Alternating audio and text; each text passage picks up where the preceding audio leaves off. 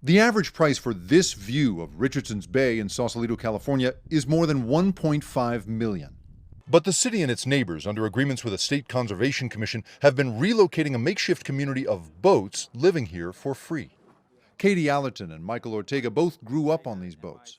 I go back 3 generations of people who live on the water. So we walk around the town and people know my mom, they know my dad, they know my grandma, and they know my son now too. Their son Iggy is the 4th generation of what's called being an anchor out, but he could be the last. Curtis Hovel, chief of the Richardson's Bay Authority, is tasked with removing boats that aren't seaworthy and have overstayed a 72-hour time limit. In 2019, when he began, there were 190 boats here. Today, it's down to 88. What makes this boat dangerous? Why is it unacceptable to leave it out here? What gives me heartburn is the fact that I've never seen this boat move in the 2 years I've been on the job. I'm very confident that the engine is inoperable. So if that boat went adrift, it's going to be a hazard to the occupant. It's going to be a hazard to other people on the anchorage, God forbid if it collides with their boats. But Hovel, who often has to destroy what someone considers their home, is constantly confronted.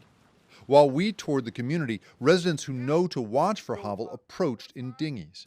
He took a boat of a friend of mine that died, and 2 days later, he went and took her boat. The woman that was married to my friend took the boat before she got home and crushed it. You out here spreading lies for reporters today? Who are you? We're from NBC News. Where are you from? I'm from Texas. I've had a boat anchored out here. This is now my 6th year. How is it living there? Here? I love it out here. I don't even have to lock my door at night. When a boat is towed ashore, it's crushed here, right next to where the former residents have been relocated. It's extreme trauma. When you're out on the water and that's your last resort, where does it stop? Where does it end? People here are saying our homes have been stolen. They're now sleeping in tents within sight of the place where their boats are destroyed when they're destroyed.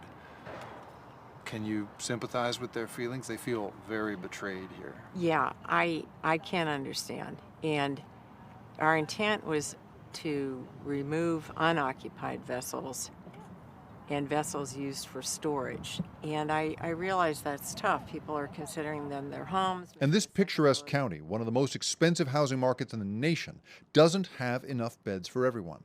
Marin County Supervisor Stephanie Moulton-Peters says there is a way the boats can remain.